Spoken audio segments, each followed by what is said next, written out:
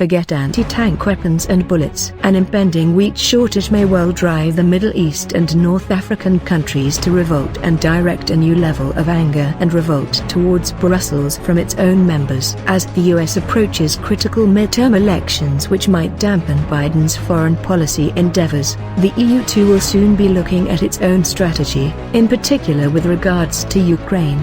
In the shorter term, due to a number of factors looking on the horizon which confused and ill-informed journalists aren't tackling. Chief among those factors which will be a real problem for the EU was hinted at recently at a World Economic Forum by the polemic former Secretary of State Henry Kissinger. The elderly statesman vexed the Ukrainian delegation by suggesting that it might consider ceding parts of the country to Russia in order to secure a peace deal before the war starts to have much more weighty implications around the world. He used the word upheaval, which is a way of diplomatically hinting at political trouble in the Middle East and North Africa region, through populations in Middle East and North Africa countries revolting due to hunger. Many Middle East and North Africa countries imported wheat to produce bread, often at a subsidised price, aimed at assisting poor communities. It's unclear how many of these countries will deal with Ukrainian and Russian wheat no longer arriving, as already, in places like Morocco where the author lives,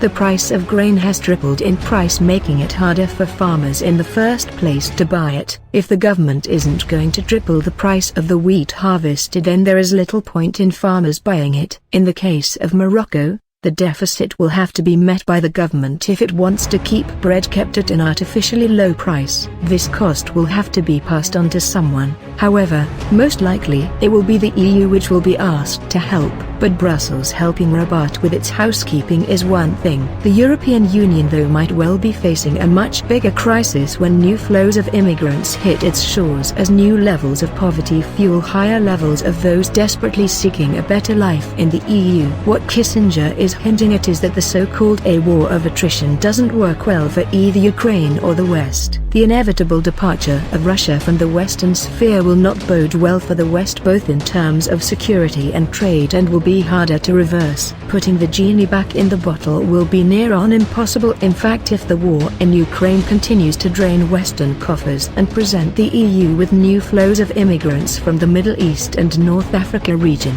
many Western media experts like to fool people by presenting facts in a paradigm which is consumer-friendly but is in fact irrelevant to the facts on the ground, which they probably struggle to grasp themselves. The a war of attrition is in fact bandied about without context. Secondly, in recent weeks we have seen many references to the 20% of the Ukraine occupied by Russia. This figure, no doubt offered by Zelensky, has been used over and over again by defense correspondents and editors in London as a reference point. Military experts, even British ones who support Ukraine, however, dismiss it as irrelevant. So why the smokescreen? A number of factors, but largely that the journalists of today who cover such hugely historical events such as conflict aren't the same caliber of those 20 years ago. Different levels of intelligence, education, and a demonstrably different set of journalistic standards. In many cases, our so-called defense correspondents have become editorialists. They opine rather than report. What is not being reported or offered as editorialist fodder is the idea that the West simply cannot afford for the war in Ukraine to go on much longer.